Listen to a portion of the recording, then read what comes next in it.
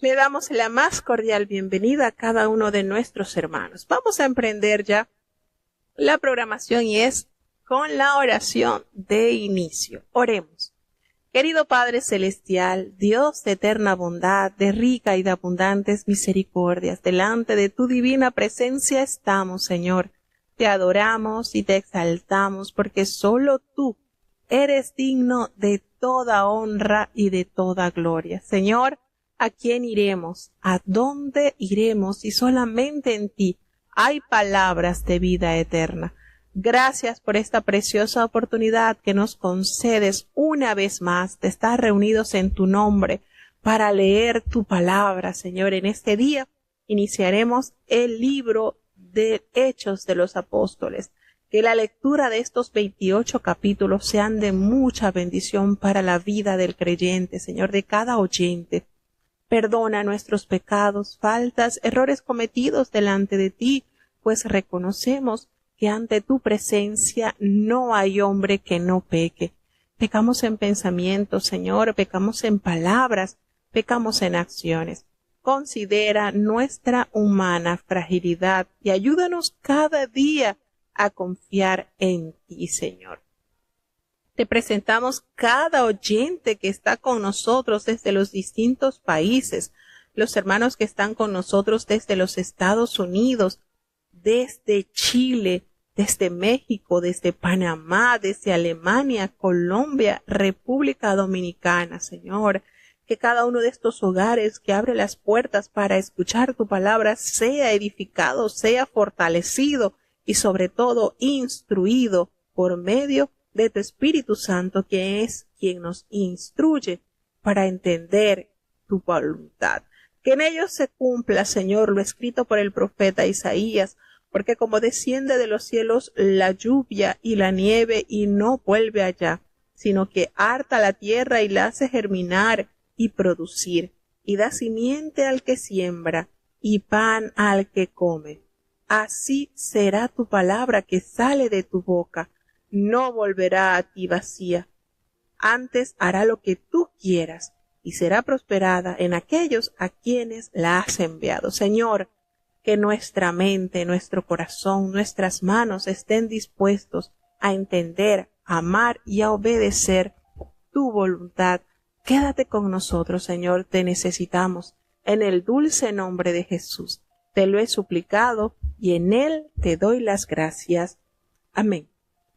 Bueno, mis hermanos, con la ayuda de Dios, hoy vamos a iniciar con la lectura del libro Hechos de los Apóstoles. Vamos entonces a tener una breve introducción para introducirnos en este maravilloso, precioso libro. Y esto es que no hay nada que desperdiciar. Es tan hermoso saber la misión que el Señor les dejó a sus discípulos y de qué manera ellos efectivamente asistieron fielmente a las instrucciones de nuestro divino Nazareno. Vamos entonces a conocer la fecha y los temas de introducción. Bueno, históricamente el autor de este libro es Lucas y la fecha data en el año 62 después de Cristo.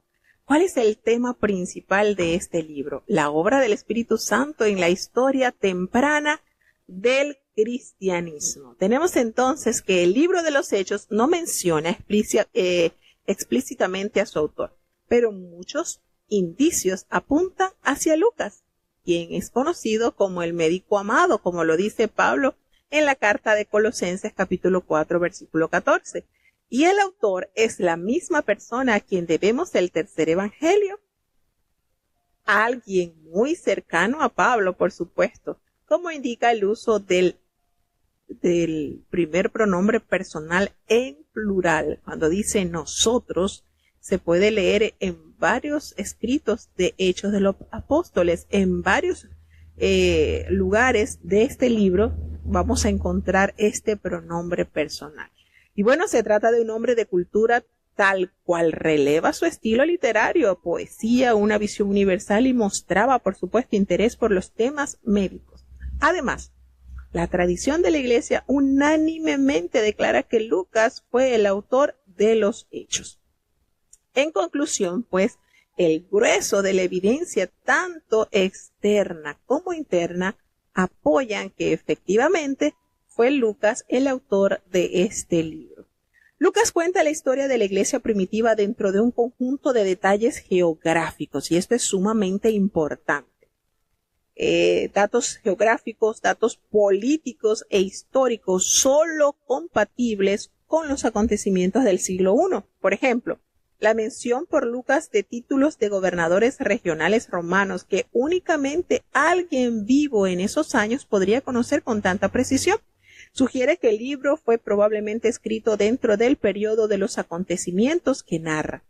Además, no se hace mención de la caída de Jerusalén en el año 70 después de Cristo, ni la persecución de los cristianos por Nerón, que comenzó en el año 64 después de Cristo.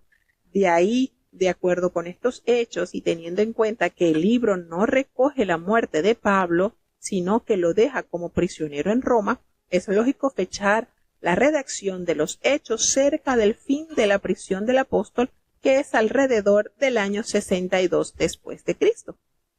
Los hechos es una prolongación del relato de la vida de Cristo en los evangelios y registra la expansión del cristianismo desde Jerusalén a Roma.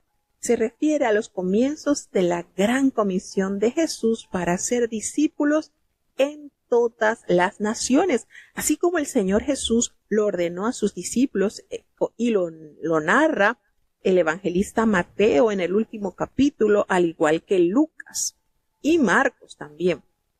En el libro de Hechos 1:8 es la clave del libro, y este versículo no solo predice el derramamiento del Espíritu Santo y su poderoso testimonio, sino que las referencias geográficas presentan un simple bosquejo de la narración.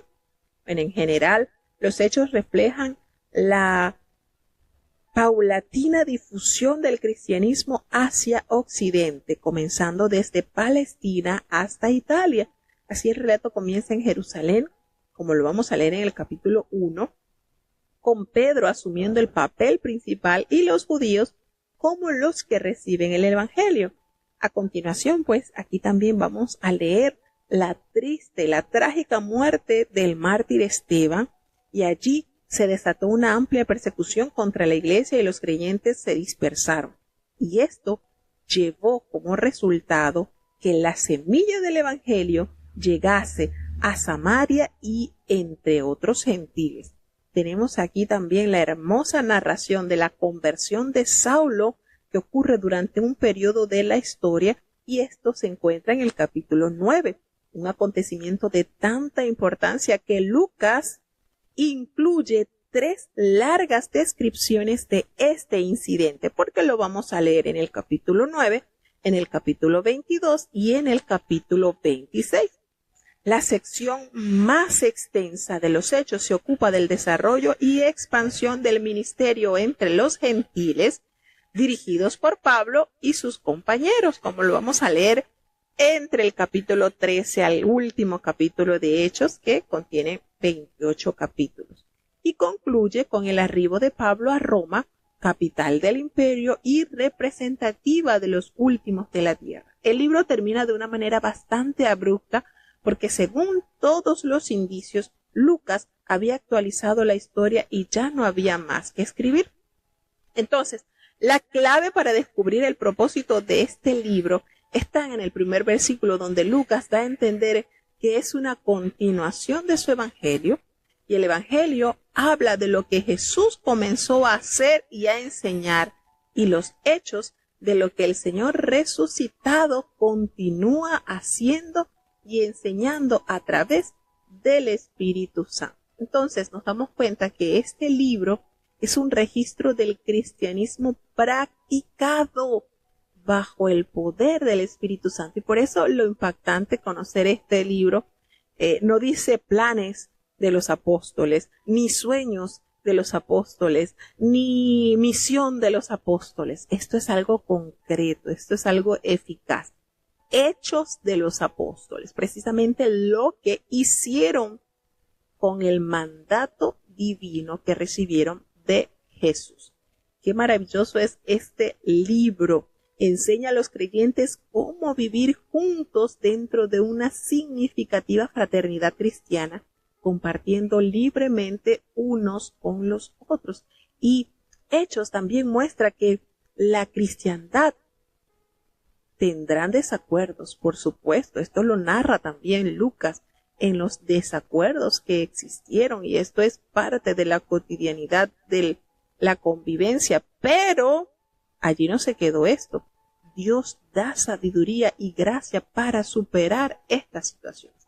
Aun cuando la iglesia primitiva contaba en su seno con personas de carácter fuerte, de todos modos existía el deseo de escuchar y someterse los unos a los otros. Y esto es maravilloso. Probablemente la característica más prominente de los primeros cristianos fue su poder espiritual. ¿Por qué? Porque ellos ayunaban, ellos oraban fervientemente y su fe abrió un cauce al poder milagroso de Dios. Hechos habla de gente común que hacía cosas extraordinarias, señales que acompañaron a los creyentes como promesa cumplida por todos aquellos que abrazaron, que creyeron y recibieron el poder de Cristo derramado sobre su pueblo. Entonces nos damos cuenta cómo este libro registra varios ejemplos de la temprana proclamación apostólica del Evangelio de Jesucristo, y el modelo es consistente. Primero, se presenta a Jesús como una figura histórica, un hombre con el poder de realizar señales y milagros. Luego, presenta la muerte de Jesús, que es atribuida por igual a la iniquidad del hombre y a los propósitos de Dios. Por un lado, los judíos lo crucificaron por manos de inicuos, que eran los romanos, y por el otro, Jesús fue entregado por el determinado consejo y anticipado conocimiento de Dios. Entonces, se destaca la resurrección de Jesús, particularmente como el cumplimiento de una profecía del Antiguo Testamento y como el reverso divino del veredicto humano sobre Jesús. Los apóstoles declaran que Jesús ha sido exaltado a una posición de dominio único y universal. Desde ese lugar de supremo honor y poder ejecutivo, Jesús ha derramado el Espíritu Santo prometido, que da testimonio de Cristo y llena de poder a los creyentes. Jesús es el que Dios ha puesto por juez de vivos y muertos, y volverá en triunfo al final de los tiempos. Mientras tanto, aquellos que creen en Él recibirán el perdón de sus pecados y recibirán el don del Espíritu Santo. Aquellos que no creen, les espera cosas terribles.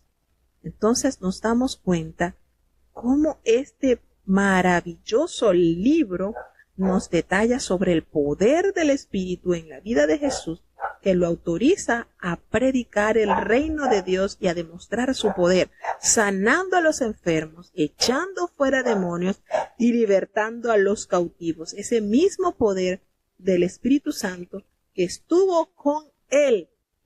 Así que nos damos cuenta de las maravillosas manifestaciones que nos relata Lucas de los hechos, precisamente. Escúchese esto importante: hechos de los apóstoles. No son sueños, no son planes, no son ideas de los apóstoles. Lo que ellos realizaron con el poder del Espíritu Santo en sus vidas. Así que, sin más, vamos a darle lectura entonces al primer capítulo del libro de los Hechos. Escuchemos con atención. Libro de los Hechos, capítulo 1. En el primer tratado, oh Teófilo, he hablado de todas las cosas que Jesús comenzó a hacer y a enseñar, hasta el día en que, habiendo dado mandamientos por el Espíritu Santo a los apóstoles que escogió, fue recibido arriba, a los cuales, después de haber padecido, se presentó vivo con muchas pruebas indubitables, apareciéndoles por 40 días y hablándoles del reino de Dios. Y estando juntos les mandó que no se fuesen de Jerusalén, sino que esperasen la promesa del Padre, que oísteis dijo de mí, porque Juan a la verdad bautizó con agua, mas vosotros seréis bautizados con el Espíritu Santo no muchos días después de estos. Entonces los que se habían juntado le preguntaron diciendo, Señor, ¿restituirás el reino a Israel en este tiempo? Y les dijo, no toca a vosotros saber los tiempos o las sazones que el Padre puso en su sola potestad, mas recibiréis la virtud del Espíritu Santo que vendrá sobre vosotros, y me seréis testigos en Jerusalén, en toda Judea y Samaria, y hasta lo último de la tierra. Y habiendo dicho estas cosas, viéndolo ellos, fue alzado, y una nube le recibió y le quitó de sus ojos. Y estando con los ojos puestos en el cielo, entre tanto que él iba, he aquí dos varones se pusieron junto a ellos en vestidos blancos, los cuales también les dijeron, varones Galileos, ¿qué estáis mirando al cielo? Este mismo Jesús, que ha sido tomado desde vosotros arriba en el cielo, así vendrá como le habéis visto ir al cielo. Entonces se volvieron a Jerusalén del monte que se llama del Olivar, el cual está cerca de Jerusalén, camino de un sábado. Y entrados, subieron al aposento alto, donde moraban Pedro y Jacobo, y Juan, y Andrés, Felipe y Tomás, Bartolomé y Mateo, Jacobo, hijo de Alfeo, y Simón Celotes, y Judas, hermano de Jacobo. Todos estos perseveraban unánimes en oración y ruego, con las mujeres, y con María, la madre de Jesús, y con sus hermanos. Y en aquellos días, Pedro levantándose en medio de los hermanos dijo, y era la compañía, punto como de 120 en número, varones hermanos, convino que se cumpliese la Escritura, la cual dijo antes el Espíritu Santo por la boca de David, de Judas, que fue guía de los que prendieron a Jesús, el cual era contado con nosotros, y tenía suerte en este ministerio. Este, pues, adquirió un campo del salario de su iniquidad, y colgándose, reventó por medio, y todas sus entrañas se derramaron. Y fue notorio a todos los moradores de Jerusalén, de tal manera que aquel campo es llamado en su propia lengua Aceldama, que es campo de sangre, porque está escrito en el libro de los Salmos, sea hecha desierta su habitación, y no haya quien more en ella, y tome otro su obispado. Conviene, pues, que de estos hombres que han estado juntos con nosotros todo el tiempo que el Señor Jesús entró y salió entre nosotros, comenzando desde el bautismo de Juan hasta el día que fue recibido arriba de entre nosotros, uno sea hecho testigo con nosotros de su resurrección. Y señalaron a dos, a José, llamado Barsabás, que tenía por sobrenombre Justo, y a Matías. Y orando dijeron, tú, Señor, que conoces los corazones de todos, muestra cuál escoges de estos dos, para que tome el oficio de este ministerio y apostolado, del cual cayó Judas por transgresión para irse a su lugar. Y les echaron suertes, y cayó la suerte sobre Matías, y fue contado con los 11 apóstoles. Esto es, si nosotros terminamos de leer el Evangelio de San Lucas y pasamos directamente a Hechos, nos damos cuenta que es como la continuidad, ¿verdad? En el primer tratado se refiere al Evangelio de Lucas y Teófilo es el destinatario desconocido. Su nombre significa amado por Dios. Eso significa Teófilo. Y en el Evangelio de San Lucas, en el capítulo 1, versículo 3, es llamado excelentísimo, y es un título honorífico de respeto. Entonces, los médicos como Lucas eran a menudo esclavos. Puede que Teófilo haya sido su antiguo maestro. Y nos damos cuenta acá, en el versículo 2, que los hechos revelan la transferencia de la autoridad y la misión de Cristo a sus discípulos. La palabra apóstoles llega a designar a aquellos con la facultad de hacer milagros y supervisar la iglesia. Nos habla en este primer capítulo que el Señor se presentó vivo con muchas pruebas indubitables. La resurrección de Cristo es la piedra angular del cristianismo y el acontecimiento con que se inicia el libro de los Hechos. Y cuando nosotros decimos de la piedra angular, hermano, ahí está fundamentada nuestra fe. Por muchos siglos, la ciencia ha debatido este hecho sobrenatural e incluso ha indagado, buscado, registrado, hallar el cadáver de Jesucristo. Porque de esa manera toda la fe del cristianismo se desplomaría. ¿Dónde está basado nuestra fe? En la tumba vacía. Recordemos grandes hombres de la historia que han fundado religiones. Tenemos, por ejemplo, el gran profeta Mahoma. Tenemos a Buda. Estos hombres que llevan consigo hasta la presente fecha muchísimos discípulos. Pero la tumba de ellos existe. Su cadáver es palpable. Nuestra fe radica precisamente en la resurrección de Cristo como el amado, como el Hijo de Dios, y que su promesa radica en ese reino sempiterno que Él nos ha revelado y que al igual como Él se levantó de los muertos, los que crean en Él también tienen esa promesa de resurrección para vida eterna. Entonces es con toda seguridad la piedra angular del cristianismo es la resurrección de nuestro Maestro. Allí volvemos y recordamos hasta la presente fecha, hasta la historia de la humanidad, ningún otro líder, por mucha masa de personas que lo siguieron, han tenido esta experiencia que Jesucristo nos reveló a través de su crucifixión, muerte y resurrección. Aquí está basada nuestra fe. Muchos están procurando encontrar el cuerpo del Señor. Por ahí hay algunos que dicen que tienen el sudario de Jesucristo y con la sangre que está allí, en ese sudario es posible que ellos puedan traer a la vida a Jesús, según la ciencia argumenta. Pero nosotros sabemos, y es la fe que nos sostiene, y es la fe que nos alimenta y que nos mantiene mirando al blanco de la soberana vocación, que Jesucristo está a la diestra del Padre.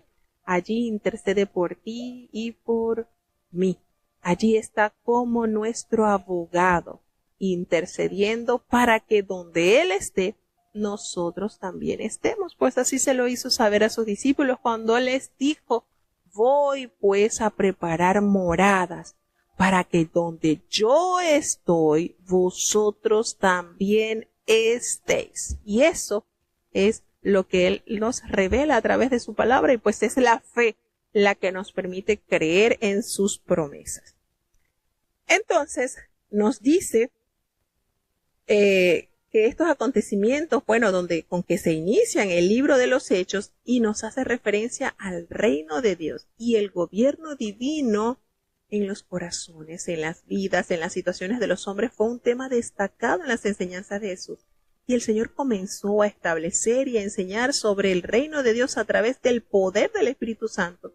Y aquí está próximo a transferir ese poder y esa responsabilidad a sus discípulos, bautizándolos con el mismo Espíritu con que les preparó para su ministerio. Y nos dice entonces, y ellos estaban juntos y les mandó, pues Jesucristo les ordena que no se fueran de Jerusalén, sino que se quedasen allí esperando aquello que les había prometido, la promesa del Padre, que Él les había dicho con toda seguridad y claridad.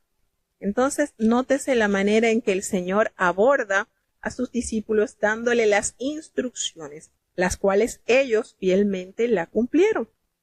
Y les recuerda, Juan bautizó con agua, pero ustedes serán bautizados con el Espíritu Santo dentro de no muchos días. Y precisamente esto también lo reveló Juan el Bautista cuando él les expresó allí públicamente: el que viene tras mí, él os bautizará con Espíritu Santo y fuego. Él les dice, yo a la verdad los bautizo con agua, pero él los bautizará en Espíritu Santo y fuego. De esta manera se cumple todos los propósitos del Señor en la vida de la humanidad.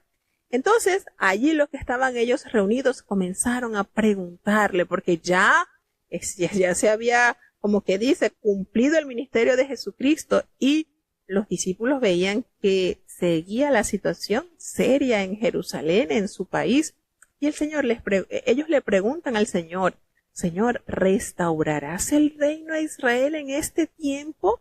Porque recordemos que cuando Jesucristo vino a nacer a Belén de Judea, allí estaban oprimidos por el Imperio Romano, y ellos sentían que Jesús era el libertador, el que iba a romper las cadenas de opresión de este fuerte imperio. Sin embargo, el Señor les da una respuesta quizás que ellos no esperaban, porque no os toca a vosotros saber los tiempos o las sazones que el Padre puso en su sola potestad. Entonces, en su respuesta, Jesús corrige la falsa concepción de los discípulos y ajusta su perspectiva sobre el reino de Dios. Y les dice que el reino es espiritual en su carácter, internacional en su membresía y gradual en su expansión. Entonces, sobre vosotros, el Espíritu Santo es un concepto muy importante en Lucas y en los Hechos. Y Jesús es el primer ejemplo de la obra del Espíritu Santo en y sobre él. Entonces, ellos, cuando escucharon esto, Jesús presentó su enseñanza, ¿verdad? Y sus discípulos, cuando le preguntaron, ¿es que vendrá ahora? Y siendo entonces la cruz ya cosa del pasado, porque ya Jesús ya había resucitado y ya estaba el final del reino mesiánico ya el Señor estaba próximo a partir delante de sus ojos. Jesús le respondió, bueno, no os toca a vosotros saber los tiempos o las sazones que el Padre puso en su sola potestad. Y aparte les agregó, pero no se vayan a quedar tristes, recibiréis poder cuando haya venido sobre vosotros el Espíritu Santo. Y con estas palabras Jesús destaca 3 puntos de suma relevancia. La primera, el Espíritu Santo es la persona y el poder a través de quien se recibe ayuda y habilidad para compartir la vida y el poder del reino de Dios con otros.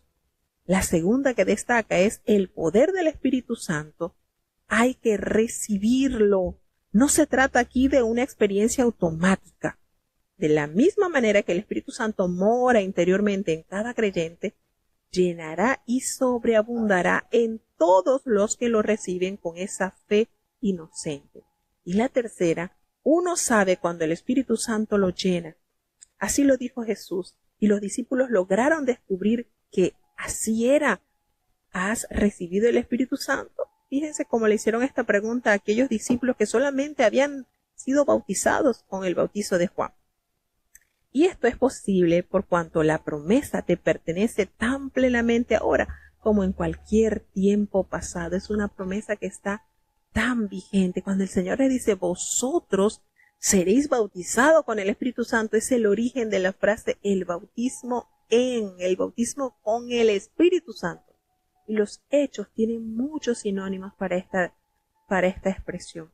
Nos damos cuenta entonces cómo Él va instruyendo a sus discípulos, cómo el Señor les dice la misión que tendrán, pero no será con su capacidad humana, sino la recibida a través del Espíritu Santo. Entonces, ¿cuál es la encomienda que el Señor les da? Bueno, está precisamente en el versículo 8, que vas a ser testigos en Jerusalén, en Judea, en Samaria y hasta lo último de la tierra. Esto es el orden, de adentro hacia afuera, de mi casa hacia afuera.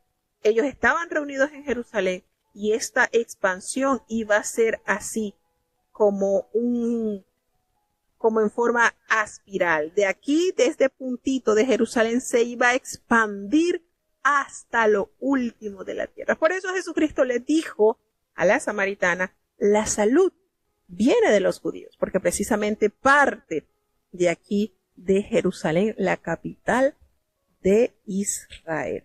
Y nos damos cuenta que se encomienda la promesa de la evangelización mundial precisamente en el versículo 8 del primer capítulo de Hechos. Y en 5 referencias en el Nuevo Testamento, Jesús encarga directamente a sus discípulos a predicar el evangelio a todo el mundo, como lo recuerda Mateo 28 del 18 al 20, como lo recuerda Marcos en el último capítulo 16 del versículo 15 al 18, como lo recuerda Lucas en el capítulo 24 del 45 al 48, y como lo dice Juan también en el capítulo 20, en el versículo 21-23, y aquí Hechos por quinta vez se lee. Y aquí está lo que conocemos como la Gran Comisión, que está precedida por su promesa del derramamiento del Espíritu Santo. El dotar de poder para la evangelización a nivel mundial está ligado inseparablemente a esta promesa. Obviamente, se necesita recibir este poder, si es que la gente habrá de hacer lo suyo plenamente el evangelio. Pero, antes que eso, hay otro asunto que espera resolución: el Espíritu Santo, porque Él ha venido para convencernos de que debemos ir. Una vez que usted viene al Señor, el Señor le capacita a través del Espíritu Santo, entonces la orden es ir. Entonces necesitamos el poder del Espíritu de Dios para servir con efectividad, para sanar a los enfermos, para liberar a quienes estén poseídos de espíritus inmundos. Debemos recibir el primer ungimiento del Espíritu Santo, o sea, para poder actuar, para poder ir. Entonces el Señor nos dará ese poder para buscar a los perdidos. Nos dará esa autoridad para declarar con energía a Jesús como el Hijo de Dios. Y nos dará ese poder para establecer su iglesia localmente y a lo largo y ancho del mundo. Son muy claras las fronteras para la expansión de la predicación del Evangelio, porque el Señor les expresó a sus discípulos: y me seréis testigos en Jerusalén. Ahí está la manera local, en toda Judea a nivel nacional, en Samaria transcultural y hasta lo último de la tierra de manera internacional, de manera global. El último mandamiento por Jesús aquí en la tierra pone de manifiesto el poder y la voluntad de Dios para cumplir con la obra de evangelización del mundo. He allí lo importante, lo trascendental que la palabra del Señor nos insta. No nos ha dado el Señor un espíritu de temor para que estemos escondidos con la verdad sublime. No, el Señor nos ha dado de su poder para que Él, a través de sus instrumentos, siga difundiendo la verdad eterna del reino de los cielos, hermanos. Así que esto está maravilloso. Jesús asciende al cielo después de haberle dado las últimas instrucciones a sus discípulos, que precisamente a nosotros nos pasa cuando nosotros nos vamos a despedir de alguien y le decimos, y hemos hablado de varias cosas, pero al último le decimos lo que más nos interesa que recuerden. Y el Señor precisamente estaba sumamente interesado en que sus discípulos recordaran su misión. Ustedes me van a ser testigos en Jerusalén, en Judea, en Samaria y hasta lo último de la tierra, y será predicado este evangelio del reino. Esto es necesario predicar, y esas fueron las últimas palabras que el Señor les pronunció a sus discípulos. Y entonces, habiendo dicho todas estas cosas y viéndolo sus discípulos, Él fue alzado y le recibió una nube que le ocultó de sus ojos. Y esa nube, con esa referencia a la nube radiante de la gloria espacial de Dios, precisamente también nos dice la palabra que los cielos serán abiertos y el Señor también descenderá de los cielos. Así como lo vieron sus discípulos ascender, también se verá descender en su segunda venida. Y estando ellos puestos allí, sus ojos allí en el cielo, entre tanto que ya Él se iba, se pusieron entonces 2 varones con vestiduras blancas. Y cuando vieron la actitud de los discípulos, ellos les dijeron: varones galileos, ¿por qué estáis mirando al cielo? Este mismo Jesús que ha sido tomado de vosotros al cielo, así vendrá como le habéis visto ir al cielo. Promesa de la segunda venida de nuestro amado Salvador. Hermanos, Él volverá. La venida del Mesías es un hecho que no podemos dudar. Antes de que Jesús dejara a sus discípulos, Él les prometió que Él volvería. Y aquí está la ascensión de Jesús y los ángeles le dicen a sus discípulos: no os quedéis mirando al cielo. Jesús volverá. Pero ahora ustedes vayan y hagan lo que Él les ha mandado que hicieran. Entonces, con frecuencia nosotros necesitamos de que nos recuerden estas palabras. A menudo nos enfrascamos en la preciosa promesa del retorno del Señor y nos olvidamos que su promesa también debiera afectarnos respecto a cómo nos comportamos hacia el mundo. Jesús ha asignado una tarea a cada uno de nosotros y recordemos lo que dice su palabra: bienaventurado aquel siervo al cual cuando su Señor venga le haya haciendo así. Y el Señor nos dio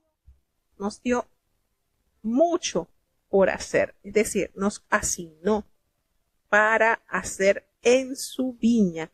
Y precisamente esta reunión se hizo en el monte que se llama del Olivar, que estaba en las afueras de Jerusalén, dominando la ciudad desde el este, y el camino de un día de reposo equivalía como alrededor de 1.20 kilómetros.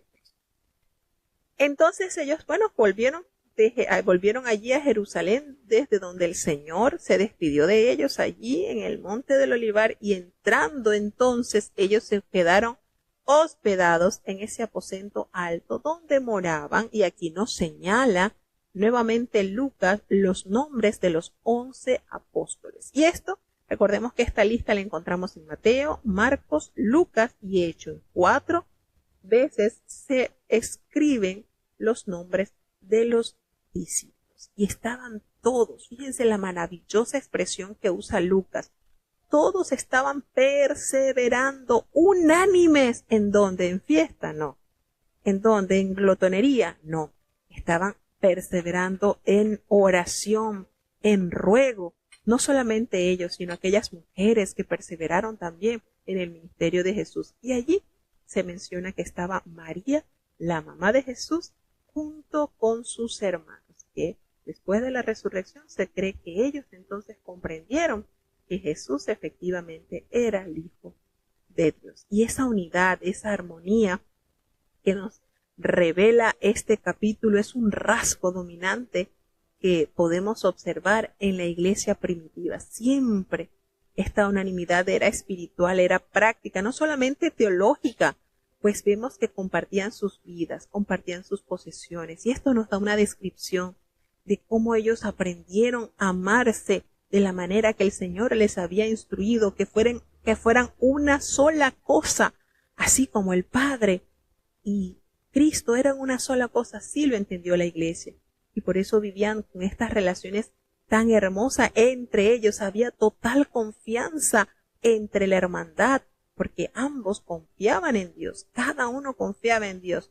Entonces, en aquellos días, en esta reunión, se levantó Pedro, que estaba allí preocupado porque había una vacante, y él les recuerda que había sido necesario que se cumpliesen las Escrituras, que el Espíritu Santo había hablado por boca de David acerca de aquel guía que iba a prender a Jesús, haciéndose referencia a Judas Iscariotes, y que él era parte de los 12, que a pesar de haber sido parte de los 12, él vende al Señor por un salario de iniquidad, y a través de esto se adquirió un campo, y este hombre se ahorca. Y aquí nos revela un tantito más lo que sucedió cuando él se ahorca, cae de cabeza y se revienta por la mitad, y todas sus entrañas se derramaron. Esto nos lo revela Lucas, nos da este detallito más.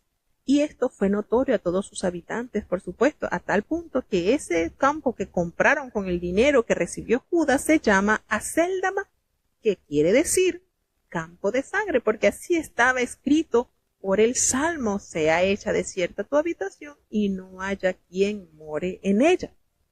Entonces, nos damos cuenta que esto que Pedro hace señala, por supuesto, cuando él se levanta, señala el comienzo del liderazgo de este varón de Dios y el formal, ese liderazgo que tenía él innato y que se perfeccionó, claro está, con la asistencia del Espíritu Santo en su vida y cómo Dios, a través del ministerio entregado al apóstol Pedro, fortaleció de manera especial la vida de los demás creyentes. Entonces, aquí nos da a entender que era necesario, pues, que este puesto no quedara vacante.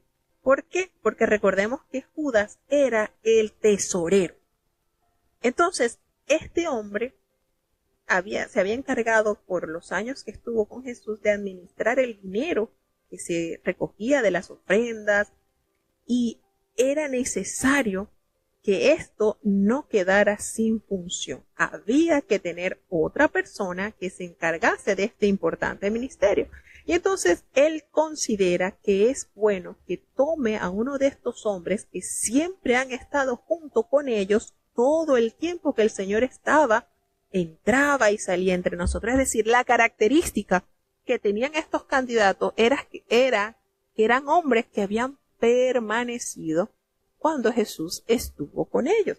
Entonces, él les hace referencia a estos hombres que comenzando desde el bautismo de Juan el Bautista hasta el día que entre nosotros Jesucristo fue llevado al cielo, es necesario que se tome a uno de estos hombres y que fuera testigo, así como ellos, de la resurrección de Jesús. Y entonces escogieron a dos hombres, uno que tenía de nombre José, pero le llamaban Barsabá, pero tenía sobrenombre Justo. Imagínense, se quedó sin nombre este hombre. José, se llamaba José, pero le decían Barsabás, pero tenía por sobrenombre Justo, nada más. Y también señalaron a Matías. ¿Y qué hizo Pedro?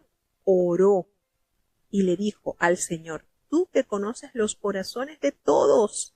¿Sabía Pedro que Jesús conoce el corazón de todos? Por supuesto. Y le pidió: Señor, muestra cuál de estos dos has escogido, que sea el Señor el que escogiese al hombre que seguiría con este ministerio de finanzas, por decirlo así, para que tome la parte de este ministerio y apostolado del cual cayó Judas por transgresión para irse a su propio lugar. Entonces, el Señor responde a esta petición hecha por el apóstol Pedro. Echaron suertes y la suerte cayó sobre Matías y fue él entonces el contado con los 11 apóstoles. Y el echar suerte era una disposición de la ley. Recordemos que en Levítico 16:8 nos hace mención de esto y resulta significativo que tras el derramamiento del Espíritu Santo, el día del Pentecostés, esta práctica no se vuelve a mencionar. Fíjense esto. Nótese que en esta ocasión los discípulos seleccionaron primero a los dos hombres a quienes ellos consideraban más dignos para llenar esta vacante. Y la decisión final fue dejada al Señor en oración. Para estar seguro de cuál era su voluntad, ellos echaron suerte.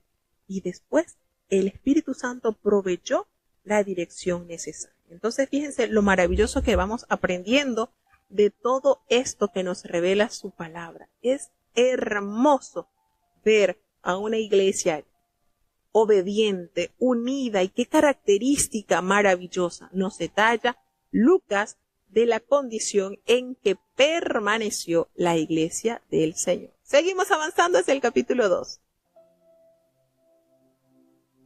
Libro de los Hechos, capítulo 2. Y como se cumplieron los días de Pentecostés, estaban todos unánimes juntos. Y de repente vino un estruendo del cielo, como de un viento recio que corría, el cual hinchió toda la casa donde estaban sentados. Y se les aparecieron lenguas repartidas como de fuego, que se asentó sobre cada uno de ellos. Y fueron todos llenos del Espíritu Santo, y comenzaron a hablar en otras lenguas, como el Espíritu les daba que hablasen. Moraban entonces en Jerusalén judíos, varones religiosos de todas las naciones debajo del cielo. Y hecho este estruendo, juntóse la multitud, y estaban confusos, porque cada uno les oía hablar su propia lengua, y estaban atónitos y maravillados, diciendo: He aquí, ¿no son galileos todos estos que hablan?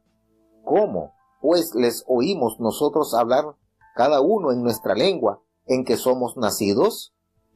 Partos y medos, y elamitas, y los que habitamos en Mesopotamia, en Judea y en Capadocia, en el Ponto y en Asia, en Frigia y Pamfilia, en Egipto y en las partes de África que está de la otra parte de Cirene, y romanos extranjeros, tanto judíos como convertidos, cretenses y árabes, les oímos hablar en nuestras lenguas las maravillas de Dios, y estaban todos atónitos y perplejos, diciendo los unos a los otros: ¿Qué quiere ser esto?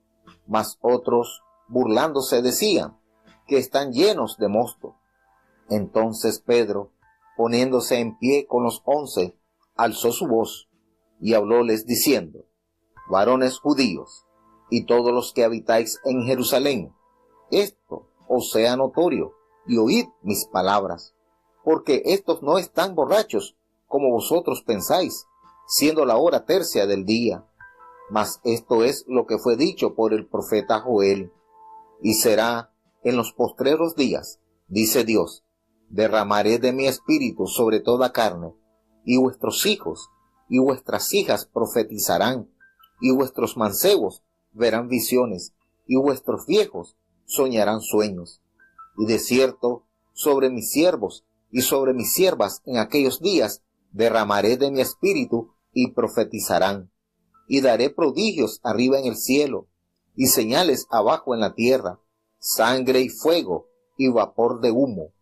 El sol se volverá en tinieblas, y la luna en sangre, antes que venga el día del Señor, grande y manifiesto.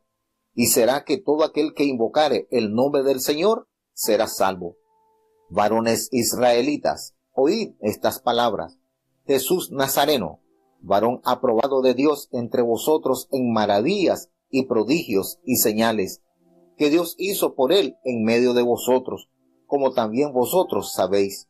A éste, entregado por determinado consejo y providencia de Dios, prendisteis y matasteis por manos de los inicuos, crucificándole, al cual Dios levantó, suelto los dolores de la muerte, por cuanto era imposible ser detenido de ella.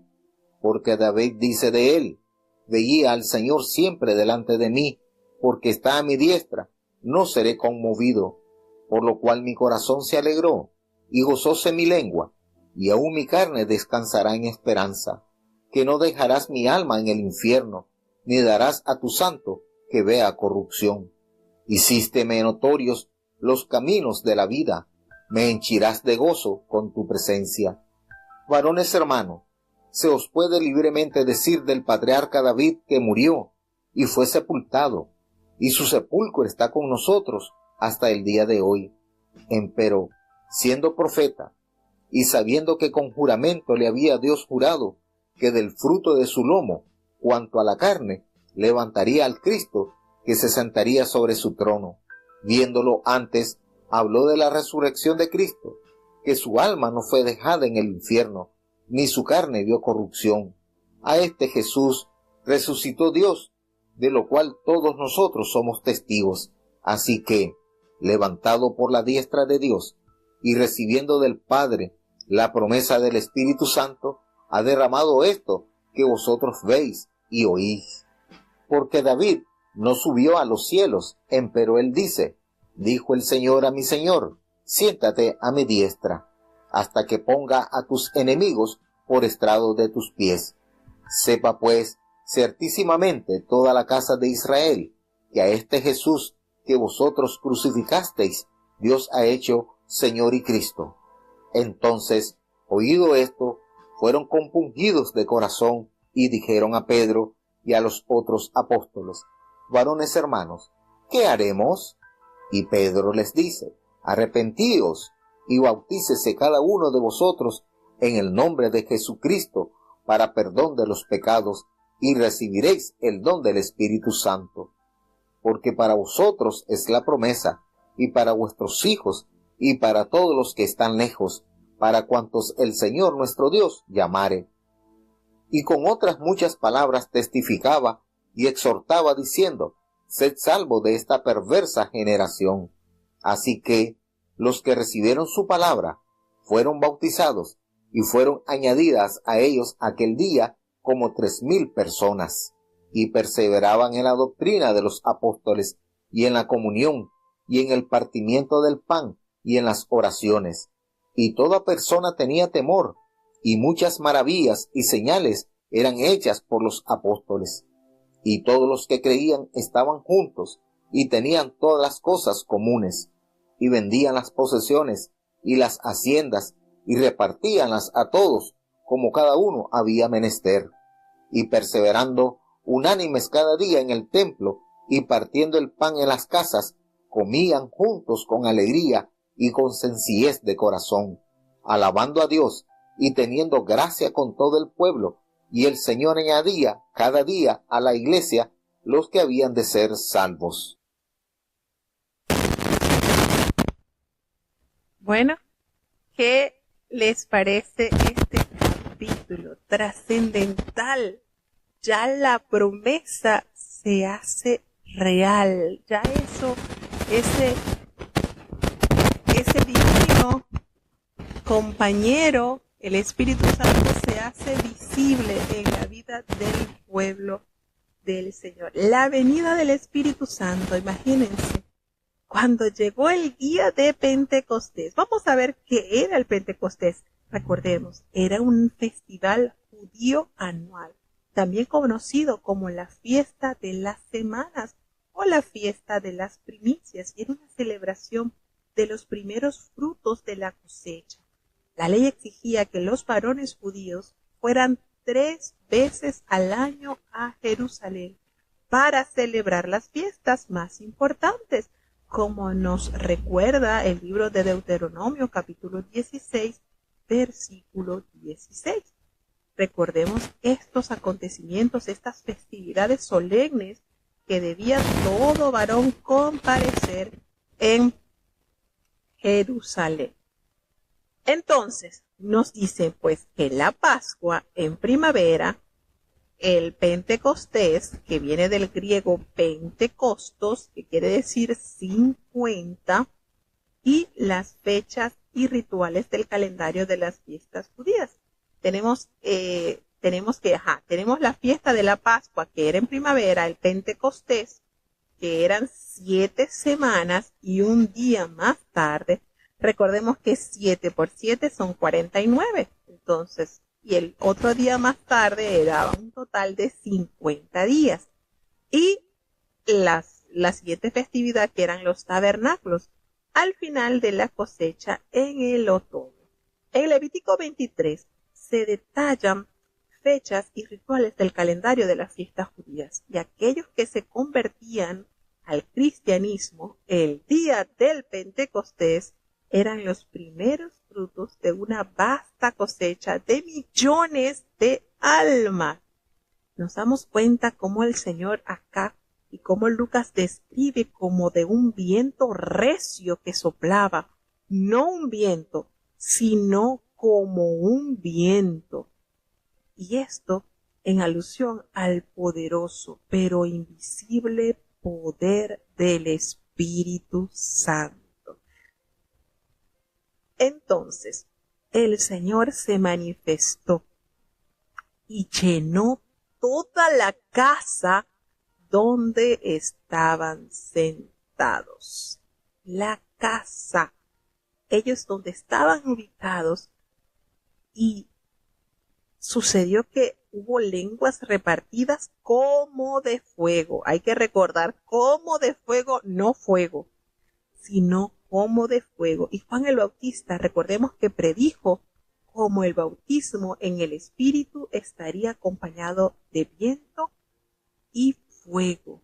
Recordemos que él lo dijo en el Evangelio de San Mateo, en el capítulo 3, versículo 11 y 12. Juan el Bautista había descrito esta particularidad. Y vamos a recordar lo que él pronunció en el Evangelio de San Mateo, cuando él dice así: yo a la verdad os bautizo en agua para arrepentimiento, mas el que viene tras mí, más poderoso es que yo, los zapatos del cual yo no soy digno de llevar. Él os bautizará en Espíritu Santo y en fuego.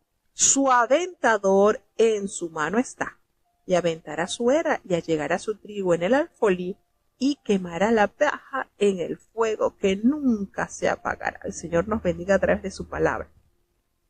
Entonces, Él nos asevera que estaba relacionado el viento y el fuego, y esto también puede ser una alusión a la zarza ardiente que vio Moisés allá en el monte, que simbolizaba la presencia divina, y esta manifestación externa de la venida del Espíritu constituía otra señal de su poder. Y nos damos cuenta que todos fueron llenos del Espíritu Santo y comenzaron a hablar en otras lenguas, según el Espíritu les daba que hablasen.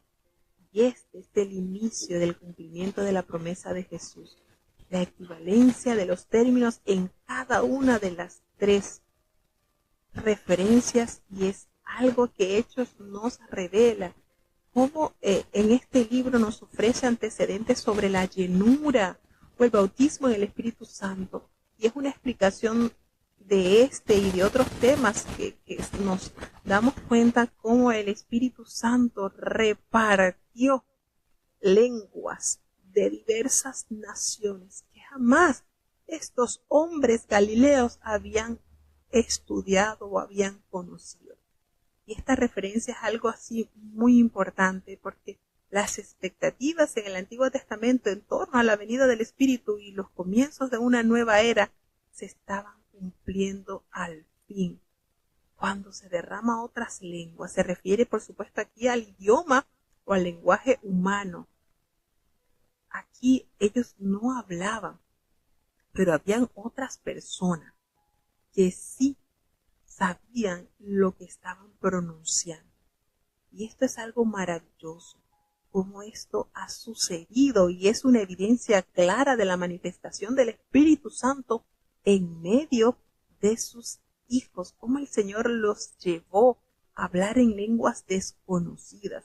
Y ellos comenzaron a hablar, y señala que la experiencia continuó. Y el relato, podría indicar que continuaron hablando en lenguas por un periodo de tiempo indeterminado, pero es más probable que la frase indique que esta práctica los acompañó de una manera especial como evidencia de la presencia del Espíritu Santo en sus vidas, como la iglesia estaba ya iniciando la nueva era. Todas las cosas que Jesús había dicho, había enseñado, ya estaban entonces siendo una realidad. Y hay muchos cristianos contemporáneos de diferentes denominaciones cristianas creen que la experiencia de hablar en lenguas, en hablar idiomas no estudiados o conocidos por quien habla, puede acompañar la ocasión cuando una persona recibe por primera vez el Espíritu Santo. Dentro de la tradición pentecostal clásica se espera esta experiencia y se expresa doctrinalmente con las palabras, porque la palabra del Señor nos dice, ¿verdad?, que esto acompañará, estas señales acompañarán a los que creen en su nombre. Y es una de las características particulares que se tiene en la manifestación del Espíritu de Dios. Esto es sorprendente, esto es algo sobrenatural que no es fácil de explicar. Como una persona que jamás haya estudiado X idioma y que lo hable de una manera tan especial. Esto es una evidencia clara de que Dios se ha manifestado en medio de esa persona. Entonces, esto fue algo tan evidente en medio de ahí en esa casa, que se juntó una multitud que estaban todos confusos, porque Era impresionante que cada uno de los que estaban cercanos a esta casa oían hablar a estas personas en su propia lengua, y estos estaban totalmente maravillados, estaban totalmente sorprendidos y decían: ¿cómo es esto? ¿No son todos estos galileos los que hablan? Entonces, ¿cómo nosotros les oímos hablar cada uno en nuestra propia lengua en la que hemos nacido? Y hace mención de los partos, medos, elamitas y los que habitábamos en Mesopotamia, en Judea, en Capadocia, en el Ponto y en Asia, en Frigia, en Panfilia, en Egipto y en las regiones de África más allá de Cirene. Y romanos aquí residentes, tanto judíos como prosélitos, cretenses y árabes, les oímos hablar en nuestras lenguas, y es lo maravilloso, las maravillas de Dios. Eso era lo que pronunciaban por el Espíritu, declaraban maravillas de Dios, y esto por supuesto fue un hecho incomparable. Ellos hablaban, ellos magnificaban, ellos daban estas palabras para exaltar la grandeza de Dios. Y los asombrados visitantes del día del Pentecostés oyeron en sus propias lenguas lo que los discípulos decían acerca de la grandeza de Dios y de todas sus obras poderosas. Y esto fue algo tremendo, y estaban todos atónitos, perplejos, diciéndose unos a otros: ¿qué quiere decir esto? No, esto es algo que es trascendental. Pero siempre hay otro grupo que son los incrédulos. Unos se burlaban y empezaban a decir: esto es lo que están es borracho, esto es lo que están es lleno de mosto. Estos que se burlaban llegaron aparentemente a esta conclusión porque pues no reconocían las palabras que escuchaban. Pero Pedro, que es el vocero de los discípulos, asume el papel de dirigente en este momento, cuando él hace referencia que era la tercera hora del día, equivalente como a las 9 de la mañana. Y le dice: mire, esto es lo dicho por el profeta Joel. Y les aborda a través del cumplimiento del profeta. Cuando dice en los postreros días, se refiere a la era de la iglesia, desde el Pentecostés hasta el retorno de Cristo. Representan la transición entre esta era y la era por venir. Derramaré de mi espíritu sobre toda carne. Y Pedro explica a los representantes, explica estos extraordinarios acontecimientos que ellos están viviendo, que ellos están viendo allí en ese Pentecostés. Este derramamiento del Espíritu Santo ha sido predicho por el profeta Joel. Y el derramamiento de esto le concede la salvación a toda carne, a todo el que que crea en él, a todo creyente. Recordemos que se ungía solamente en el Antiguo Testamento al sacerdote y al rey.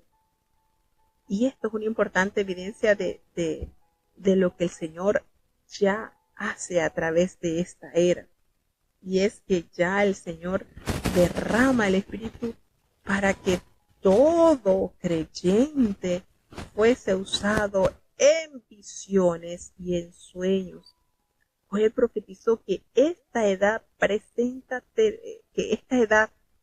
este tiempo presente terminaría en medio de portentos y juicios divinos, pero que todo aquel que invocar el nombre del Señor será salvo.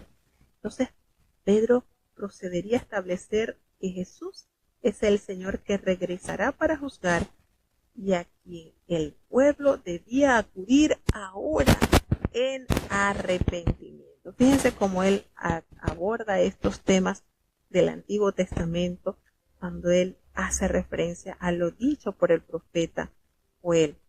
Y les dice: oíd estas palabras, Jesús Nazareno, varón aprobado por Dios entre vosotros con las maravillas, prodigios y señales que Dios hizo entre vosotros por medio de él, como vosotros mismos sabéis. Entonces, sin excepción, esas maravillas, esos prodigios, esas señales que acompañaron el ministerio y la predicación de los primeros líderes de la iglesia, aquí Pedro les recordó al pueblo que la credibilidad de Jesús estaba basada en su ministerio de milagros, y esta misma credibilidad acompañó a aquellos que fueron apartados para el liderazgo, tales como Esteban, como Felipe, como Bernabé, como Silas, como Pablo, también a todos los apóstoles, y estas maravillas y estas señales fueron comúnmente aceptados en la iglesia primitiva, y los líderes tomaron la iniciativa en darle su lugar a este ministerio.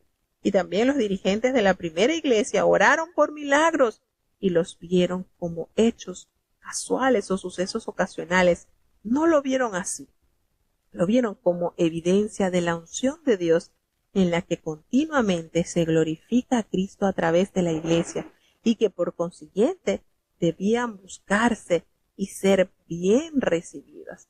Y Pedro llena esta audiencia de este discurso cuando les revela que Dios le levantó de la muerte, suelto los dolores de la muerte, porque él dice una verdad a este mundo. Era imposible que fuese retenido por ella, porque David anuncia: veía al Señor siempre delante de mí, porque está a mi diestra y no seré conmovido.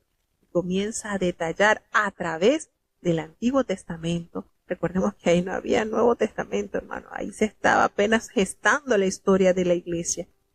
Y Pedro alude a estos versículos para corroborar la verdad manifestada a través de las promesas cumplidas del Señor. Entonces les dice: varones, se os puede decir libremente del patriarca David, que murió y fue sepultado, y su sepulcro allí está con nosotros hasta el día de hoy. Pero él, siendo profeta, fíjense que aquí David es reconocido como profeta, y sabiendo que con ese juramento Dios le había prometido que era de su descendencia, en cuanto a la carne, él levantaría al Cristo para que se sentase en su trono. Verdad sublime recordada al pueblo. Y viéndolo antes, habló de la resurrección de Cristo. Precisamente dijo que su alma no sería dejada en el Hades, ni que su carne vería corrupción, así como lo dice el Salmo 16. Y les revela por medio de las Escrituras: a este Jesús resucitó Dios, de lo cual todos ustedes son testigos, todos nosotros somos testigos de esto. Así que él ha sido exaltado para la diestra de Dios, y él ha sido recibido al Padre, y nos ha enviado la promesa del Espíritu Santo, lo que ustedes están viendo ahorita, lo que ustedes están escuchando. ¿Saben por qué? Porque David no subió a los cielos, pero él mismo dice: dijo el Señor a mi Señor, siéntate a mi diestra, entre tanto pongo a tus enemigos por estrado de tus pies. Recordando estas palabras escritas en los Salmos y dichas también por Jesucristo. Y les revela esta gran verdad: entonces sepa toda la casa de Israel que a este Jesús, a quien ustedes crucificaron, Dios le ha hecho Señor y Cristo. Cuando este hombre, lleno del Espíritu Santo, reveló al pueblo estas verdades, por supuestamente estaban certificadas con la palabra del Señor, porque veamos cómo la evidencia clara la presentó el apóstol Pedro a través del cumplimiento de las Sagradas Escrituras. Cuando esta gente reunida alrededor de esta casa escucharon lo dicho por Pedro, hubo una transformación maravillosa. Se compungieron de corazón. Esto fue algo que nos hizo sentir su pobre situación, la condición en que ellos estaban. Y cuando este sentir llegó a sus vidas, ellos clamaron a Pedro y le dijeron: ¿qué haremos? ¿Qué haremos? Y la respuesta no se hizo esperar: arrepentíos. Esa es la invitación más hermosa. Arrepentíos y bautícese cada uno de vosotros en el nombre de Jesús para perdón de vuestros pecados, y así van a recibir el don del Espíritu Santo, porque es la promesa de Dios para sus hijos y para todos los que están lejos, para cuanto el Señor nuestro Dios llamare. la respuesta está. Pedro solicita a su audiencia que cambien de opinión, que cambien de actitud hacia Cristo para ser bautizados en su nombre como un público reconocimiento de lo que han aceptado como el Mesías y el Señor. Y se bauticen en el nombre, sugiere la naturaleza, ese carácter. Por lo tanto, ellos debían ser bautizados en el nombre de Jesucristo. Quiere decir confesar que el Señor es todo aquello que dice su nombre, y el bautismo no constituye en sí mismo un medio para obtener el perdón y la salvación. Para la iglesia primitiva existe alguna separación entre la realidad y el ritual, y venir a Cristo y ser bautizado era completamente lo maravilloso. El don del Espíritu Santo debe distinguirse de los dones del Espíritu. El primero es el Espíritu Santo mismo, mientras los segundos son las habilidades especiales concedidas por el Espíritu para equipar a los creyentes para el servicio en su iglesia. Esta promesa del Espíritu Santo es un don para cada creyente en cada generación, y todos los que están lejos, incluye a los gentiles, hermanos. Las palabras de Pedro claramente se extiende a cada creyente en toda época, en todo lugar, y es una razón suficiente para esperar los mismos dones y esas mismas experiencias que expresaron y experimentaron los creyentes que recibieron el Espíritu Santo al nacer la iglesia de Cristo.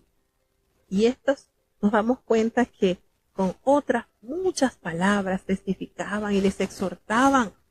Y Pedro les decía: sed salvos de esta perversa generación.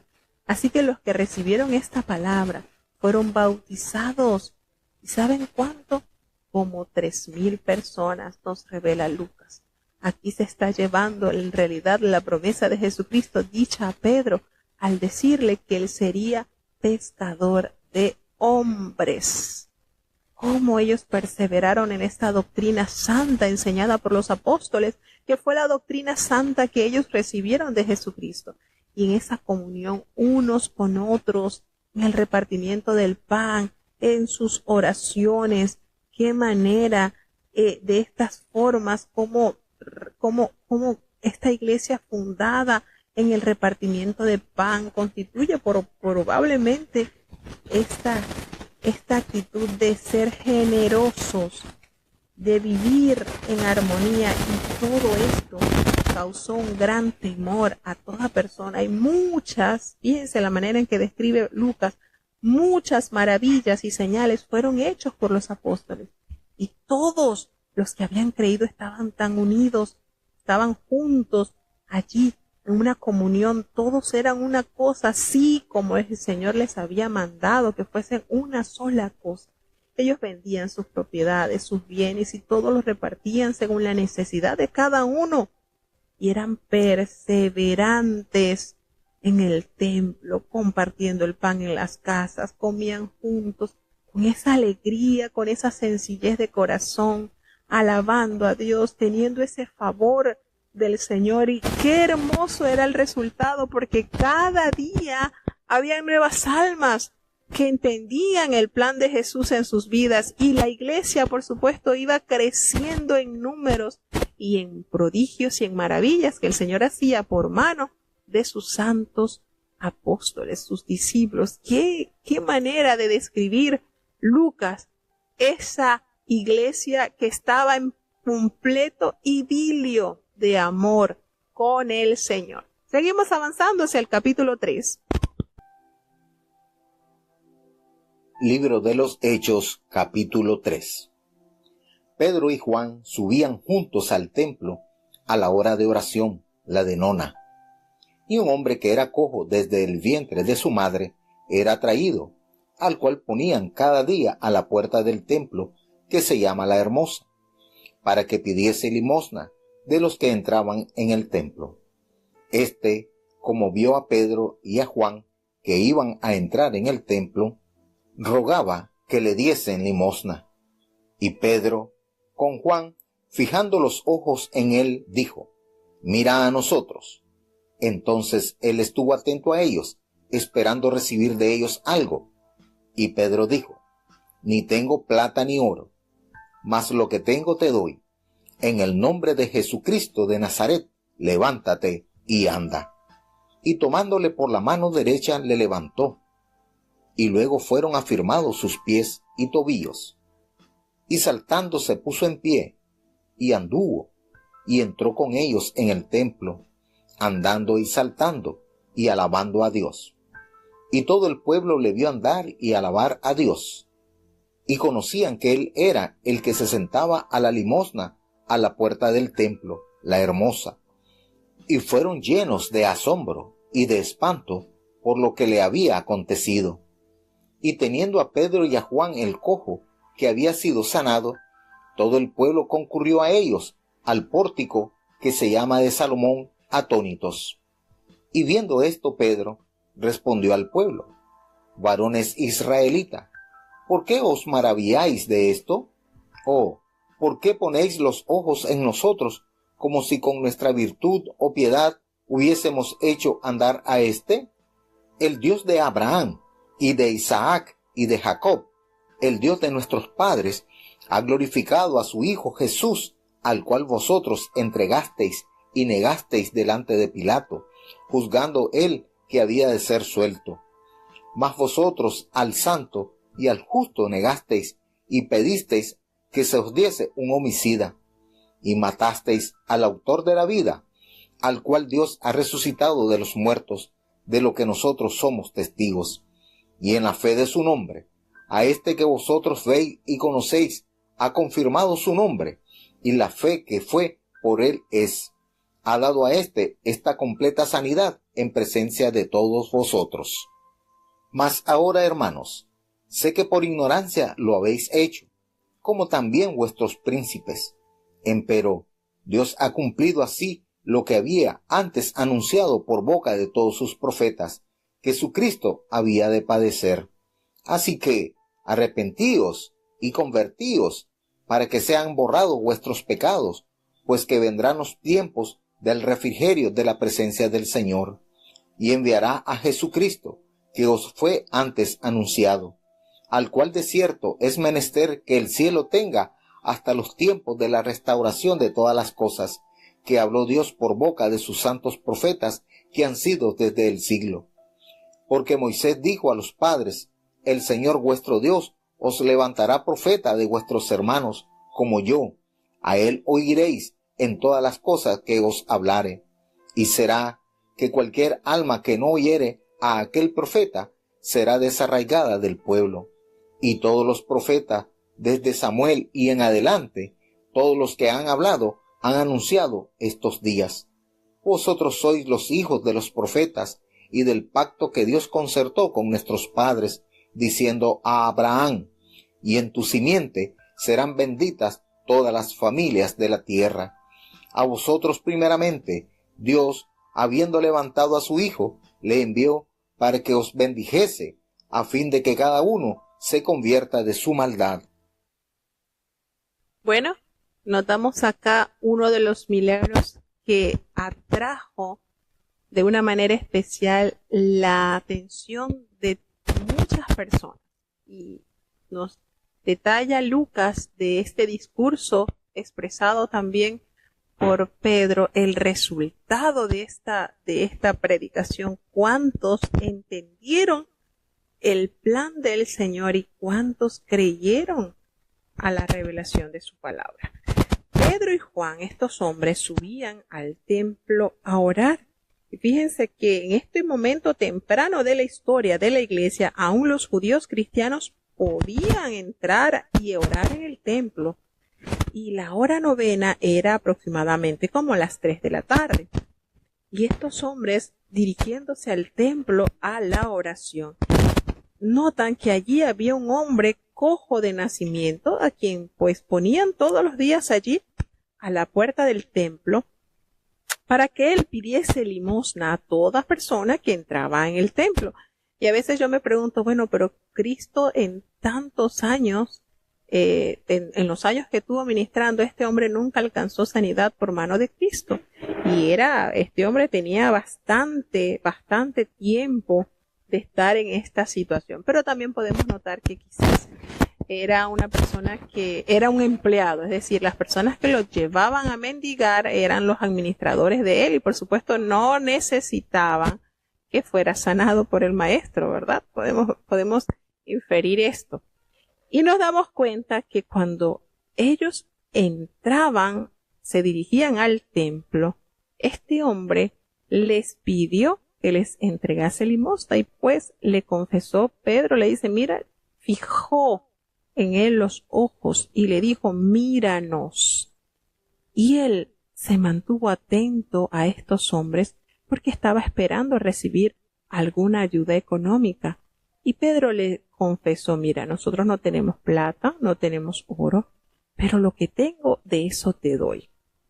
Y en el nombre de Jesucristo de Nazaret, levántate y anda. Fíjense esta manera en que el Señor usa a este siervo para ejecutar este milagro. Este hombre era cojo de nacimiento. Jamás en su vida él había andado. Y él no le pidió a Pedro y a Juan la sanidad. Sencillamente estaba pidiendo la parte económica. Y Pedro, lleno, por supuesto, del Espíritu Santo, con esa autoridad que recibió de Cristo, ordena la completa sanidad a este hombre que no la pidió, que no la rogó, pero que a él le plació, por su misericordia, concederle la sanidad. Y este hombre es tomado por la mano derecha y levantado. Y al momento de Pedro haber hecho esto, sus pies y sus tobillos fueron afirmados. Esto fue tan notorio que este hombre, saltando, comenzó y entró con ellos precisamente en el templo, alabando a Dios por este maravilloso milagro. ¿Cuál sería el rostro de aquellos que iban todos los días a colocar este cojo ahí en la entrada del templo cuando se dieron cuenta que ya su ingreso ya se había terminado? Bueno, el asunto es que cuando el pueblo vio a este hombre que estaba caminando y no solamente caminaba, sino glorificaba a Dios y les reconocieron, sucedió algo así como lo que experimentó Bartimeo, que era ciego de nacimiento y cuando la gente lo veía quedaba sorprendido porque también estaba en determinado lugar para recoger limosnas, para pedir limosnas. Y este hombre lo reconocieron, por supuesto, de que él era el que se sentaba a pedir las limosnas en la puerta del templo, allí en el templo La Hermosa. Y esto fue motivo de un gran asombro y a la vez de un espanto por lo que vieron en este hombre. Y fíjense que en este primer milagro que Hechos registra y que fue realizado por los discípulos, se nos da la clave para el ejercicio por parte de todos los creyentes de la autoridad de la fe. Al ordenar la sanidad en el hombre cojo de nacimiento, Pedro emplea el nombre completo y el título de nuestro Señor Jesucristo, que es nuestro Mesías, de Nazaret, Jesús. Y este era algo maravilloso, porque él declaró su nombre y su título completo y era una práctica digna de notarse en Hechos, pues parece ser una lección muy objetiva para entender la grandeza del poder y la autoridad entregada a los discípulos por parte de Jesús. Y nos damos cuenta que el Señor hace una obra extraordinaria por medio de sus instrumentos, de Pedro y Juan. Entonces, esto que notamos acá nos hace ver cómo es la misericordia del Señor, cómo la palabra de Dios tiene cumplimiento en todos aquellos que perseveran en la fe. Y este hombre tenía a Pedro y a Juan tomados de la mano, y este hombre que había sido sanado, todos estaban sorprendidos. Y esto fue algo que hizo impacto en medio del pueblo. Y viendo entonces esto, Pedro le responde al pueblo y le dice, porque ustedes se maravillan de esto, porque ustedes ponen los ojos en nosotros, como si fuimos nosotros, por nuestro poder o por nuestra piedad, que hemos hecho andar a este. ¿Por qué se fijan en nosotros? No ha sido el poder de Pedro y Juan, no ha sido la piedad, la misericordia de Pedro y de Juan. Aquí Pedro resalta, el Dios de Abraham, de Isaac y de Jacob es el Dios nuestros padres. Ese ha glorificado a su Hijo Jesús, a quien ustedes entregaron y negaron delante de Pilato, cuando éste había resuelto ponerlo en libertad.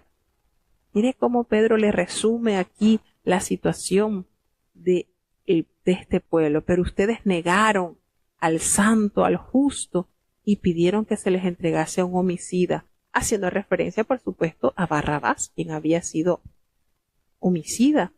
Y ustedes mataron al autor de la vida, a quien Dios ha resucitado de los muertos, por lo cual en nosotros somos testigos de esto. Y fue por la fe en su nombre que ustedes ven que a este hombre ha recibido este milagro, ha recibido la sanidad en presencia de todos ustedes. Entonces, inmediatamente después del derramamiento del Espíritu Santo en el Pentecostés, se afirma lo que ha escrito Lucas, que muchas maravillas y señales eran hechas por los apóstoles. Entonces, el capítulo 3 nos ofrece el relato de la sanidad de un hombre que era cojo de nacimiento, un hecho bien conocido por todos en Jerusalén. Pedro no atribuyó la sanidad a algún poder humano, sino a la fe en el nombre de Jesús. Entonces, fíjense cómo esto que le menciona Pedro al decirles lo que ellos habían hecho con el Mesías, quien estuvo como un hombre entre los hombres de Nazaret, pero que constituye una afirmación de su persona, ese carácter, ese oficio real, porque es el Hijo de Dios, el príncipe, es el que dio la autoridad, esa gracia sanadora para que hoy en día sus discípulos pudieran seguir haciendo esta obra maravillosa. Entonces, él les hace referencia a ese poder privilegiado que Jesús ha delegado a sus discípulos cuando empezaron ellos a confrontar las fuerzas de las enfermedades. Lo que Satanás estaba haciendo al mundo fue disuelto con el poder y la autoridad que Jesús le entregó a sus discípulos. Y nos damos cuenta que la sanidad es por fe en el nombre de Jesús. Es una verdad ineludible.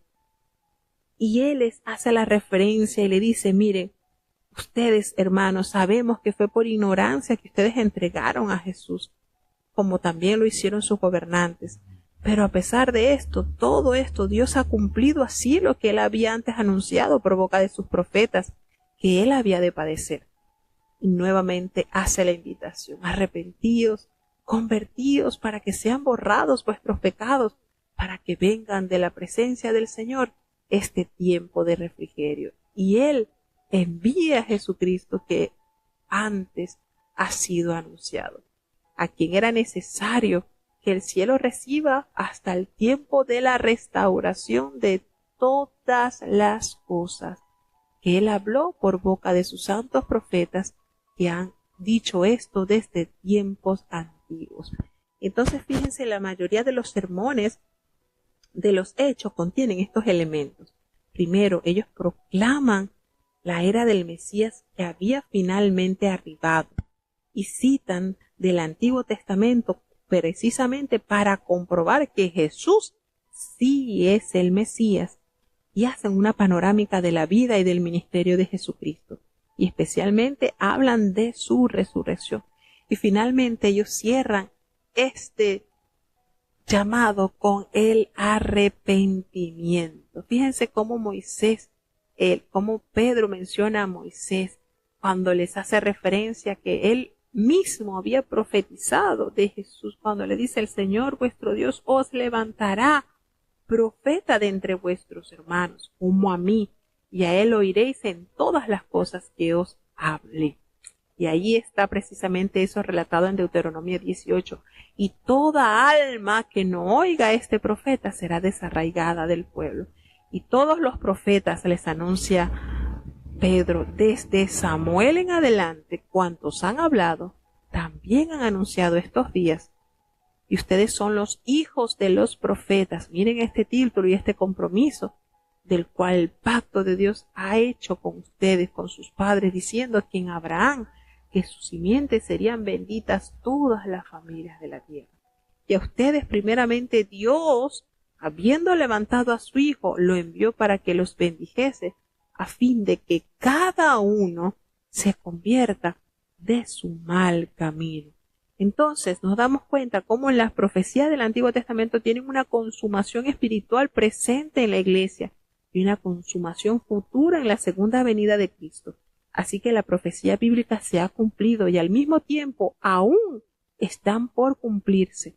El reino de Dios es tanto para la venida de Cristo, así la profecía bíblica se ha manifestado entonces, y hoy es necesario compartirlo, es necesario vivir conforme a la demanda del Espíritu de Dios. Y Pedro le recuerda a los líderes judíos que la promesa del pacto de Abraham evidencia que Dios nunca intentó limitar las bendiciones de su pacto al linaje judío de la familia de Abraham, sino que era necesario que se cumpliese todo lo pronunciado por los profetas, a modo de que su pueblo entendiera el plan de salvación y se arrepintiera de sus pecados. De esta manera, Pedro eleva este segundo discurso.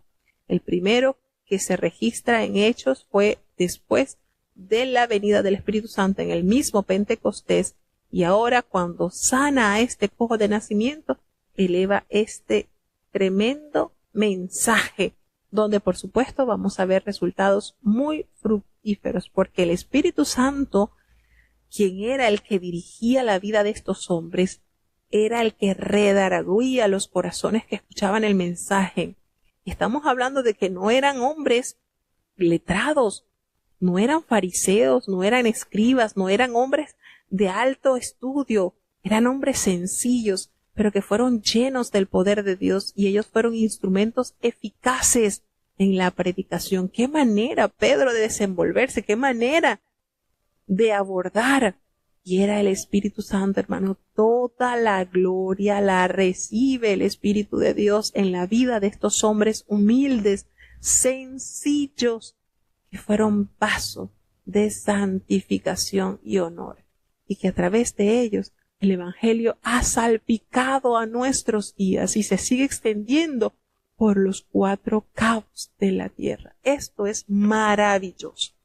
Así de grande es nuestro Dios, que les plugó llamar a estos hombres humildes y entregarle la más grande comisión: llevar la verdad sublime y redentora a todos que el Señor llamaba, porque ese fue el propósito y sigue siendo el propósito en nuestros días: extender la verdad sublime de nuestro amado Dios. Así que bueno, llegamos al tercer y último capítulo de este día. Si Dios nos concede, mañana seguiremos avanzando con la lectura del libro de Hechos de los Apóstoles. Vamos entonces a elevar a Dios nuestra oración de cierre. Querido Padre Celestial, Dios de eterna bondad, de rica y de abundantes misericordias, mi alma te alaba, Señor, te adoramos y te exaltamos porque tú eres grande, porque tú eres eterno, porque tú eres bueno. Has sido por todas las edades, Señor, ese Salvador que te compadeces de la humanidad, perdonando nuestros pecados, Señor, llevando nuestros pecados allí en la cruz y salvándonos para honra y gloria de tu nombre. Gracias, Señor. Gracias porque así te ha placido. Perdona nuestros pecados, faltas y errores cometidos y los echas a lo profundo de la mar. Gracias por este tiempo que nos has concedido en este día, Señor. Te pedimos que tú guardes y bendiga a cada hermano que desde los distintos países ha estado con nosotros, o los hermanos que están desde los Estados Unidos, desde Alemania, desde República Dominicana, desde Colombia, México, Chile, Panamá. Bendice y guarda a cada oyente, Señor, que ha estado con nosotros. que en sus necesidades, que en sus anhelos, que en sus grandes proyectos, pequeños proyectos, seas tú dirigiendo su vida en todo momento, Señor. Guarda, oh Dios, de manera especial la niñez. Son vulnerables los niños ante tantas dificultades y tanta inmundicia que se está esparciendo por el mundo, pero guárdalos en tu nombre, Señor. La juventud que pueda permanecer asida de tu mano buena, que huya de las pasiones juveniles que acechan sus almas. Los jóvenes siempre puedan tener esa bendición de servirte en la hermosura de la santidad. Los adultos, conforme a nuestras responsabilidades, Señor, estamos delante de ti. Te presentamos los ancianitos, Señor. Muchos han invertido sus fuerzas en tu iglesia. Guárdales, fortaléceles, Señor, que ellos puedan permanecer firmes como una evidencia clara de su amor y fidelidad a ti. Ten piedad, Señor, los matrimonios conforme tú lo has organizado, porque matrimonio es tuyo, Señor, tú lo has creado, es tu obra. Por eso el enemigo arremete con toda su fuerza para destruir tu obra, pero tú tienes todo poder, Señor, para construir lo que el enemigo ha destruido. Los padres, danos la sabiduría y el temor en nuestros corazones para educar a nuestros hijos con temor y temblor. Y nuestros hijos, Señor, que sean obedientes, que puedan adueñarse de esa bendición hermosa que está en tu palabra al honrar a sus padres, pues largura de años tendrán y todo lo que hagan les irá bien. Padre bueno, te presentamos a los enfermos. Te damos gracias por aquellos que han sido sanados, porque ha sido tu gracia, ha sido tu poder, ha sido esa misericordia grande con que nos has amado, que tu sanidad se ha distribuido. Seguimos implorando, Padre, para que tú sigas haciendo esa obra especial en aquellos que están esperando en ese milagro, Señor. Por amor de tu nombre, Señor, tú eres el que sana todas nuestras dolencias, Señor.